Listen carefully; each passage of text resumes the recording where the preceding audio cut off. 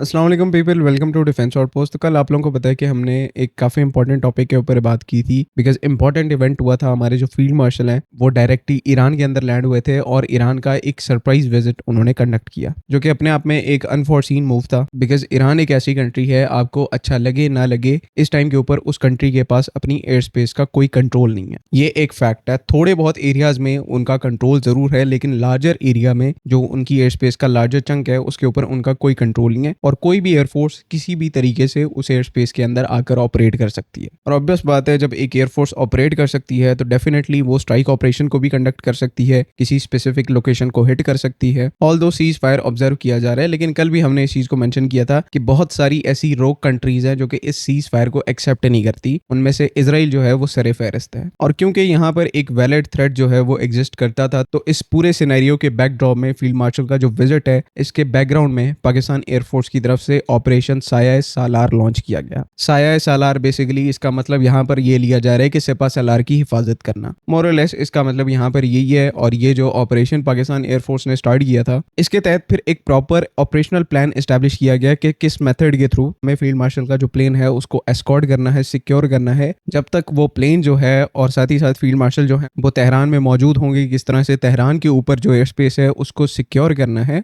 तो ये सारी ऑपरेशनल प्लानिंग जो है वो पाकिस्तान एयरफोर्स की तरफ से की गई, जिसमें ऑब्वियसली जो आर्म्ड आपके फाइटर एयरक्राफ्ट हैं लॉन्ग रेंज की बीवीआर मिसाइल्स के थ्रू, प्राइमरीली उनके थ्रू ये टास्क जो है वो परफॉर्म किया गया। उनके पीछे फिर सपोर्ट एयरक्राफ्ट भी थे, एयर टू रिफ्यूलर, उसके बाद एवैक्स एयरक्राफ्ट, जो कि इस पूरी सिचुएशन को कोऑर्डिनेट और मॉनिटर कर रहे थे। इंटरेस्टिंग बात यहाँ पर यह है कि इस पर्टिकुलर ऑपरेशन के अंदर सिर्फ पाकिस्तान एयरफोर्स अकेली एयरफोर्स शामिल नहीं थी, बल्कि दूसरी साइड से यानी कि ईरान की साइड से उनकी जो ईरान एयरफोर्स है, या फिर उन्हें जनरली ईरानियन एयरफोर्स कहा जाता है, तो इस ऑपरेशन साया सालार के अंदर ईरान की जो एयरफोर्स हैं उनके एयरक्राफ्ट भी मौजूद थे, जिन्होंने पाकिस्तान के साथ मिलकर तेहरान के ऊपर जो एयर स्पेस है उसको सिक्योर किया। इसमें ईरान की तरफ से अपने जो F4 फैंटम एयरक्राफ्ट हैं उनको डिप्लॉय किया गया। उसके बाद जो इनके मोस्ट एडवांस्ड फाइटर्स हैं MiG-29 IR, जो कि ईरान स्पेसिफिक वेरिएंट है, तो इन एयरक्राफ्ट ने मिलकर तेहरान के ऊपर की जो एयर स्पेस है उसको सिक्योर किया। अब इसके ऊपर अभी क्यों डिस्कशन हो रही है, बिकॉज इससे पहले सबको पता था कि ईरान की जो एयरफोर्स है वो तकरीबन नॉन एग्जिस्टेंट है, और जितनी हिटिंग यूएस ने और इसराइल ने ईरान में पिछले 30 दिनों में की है, उसके बाद तो ईरान की जो एयरफोर्स है उसकी कैपेबिलिटीज बिल्कुल ही जमीन पे आ गई हैं। लेकिन अगेंस्ट ऑल ऑड्स कल ईरान की जो एयरफोर्स है वो एक्टिव भी हुई। उन्होंने उन्हीं एयरबेसेस से टेक ऑफ किया जिनको यूएस और इसराइल की तरफ से डिस्ट्रॉय किया गया था, और अपने जो सिंबॉलिक रोल्स हैं उनको परफॉर्म किया। अब मैं सिंबॉलिक यहाँ पर क्यों कह रहा हूँ, बिकॉज ईरान की एयरफोर्स इटसेल्फ इतनी कोई ज्यादा सोफिस्टिकेटेड नहीं है कि वो अपने दम पर इसराइल का कोई एयर अटैक जो है वो उसको रोक पाए। ना ही इनके पास कोई एवैक्स प्लेटफॉर्म्स मौजूद हैं जो कि कल एक्टिव थे, और ना ही इनके जो अपने फाइटर एयरक्राफ्ट हैं उनके पास एक बेटर और सिग्निफिकेंट टाइप के रेडार्स मौजूद हैं।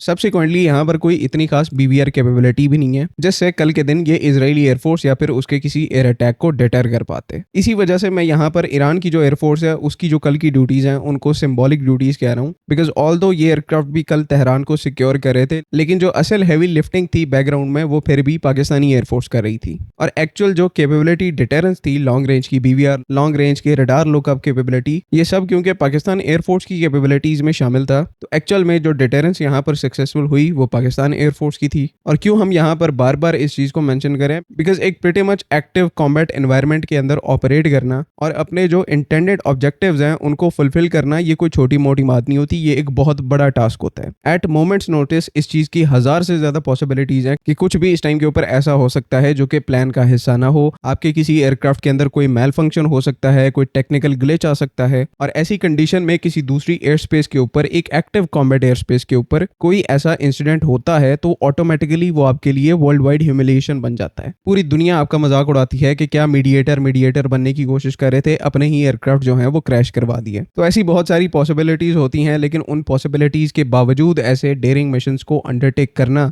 ये शोकेस करता है कि आपकी एयरफोर्स को अपनी कैपेबिलिटीज और अपने प्रोफेशनलिज्म में कितना ज्यादा भरोसा है। जो टेक्नीशियंस आपके एयरक्राफ्ट को मेंटेन करते हैं उनसे लेकर जो हवा में आपके एवैक्स कंट्रोलर्स हैं जो पूरी एयर सिचुएशन को मैनेज करते हैं, उन सब का अपना 100% देना और पूरे प्रोफेशनलिज्म से ऑपरेट करना, तभी आप ऐसे मिशंस को परफॉर्म कर सकते हैं और कैरी आउट कर सकते हैं। सो अगेन ऐसे कॉम्प्लेक्स और सीमिंगली इम्पॉसिबल मिशन को कैरी आउट करने का जो पूरा क्रेडिट है वो पाकिस्तान एयरफोर्स और उसके पर्सनल्स को जाता है। आई होप कि तमाम चीज़ें आपको समझ में आ गई हैं। अगर इनसे रिलेटेड कोई कन्फ्यूजन है तो काइंडली कॉमेंट्स में ज़रूर पूछें। बाकी अगली वीडियो तक के लिए अल्लाह हाफ़िज़। पाकिस्तान जिंदाबाद।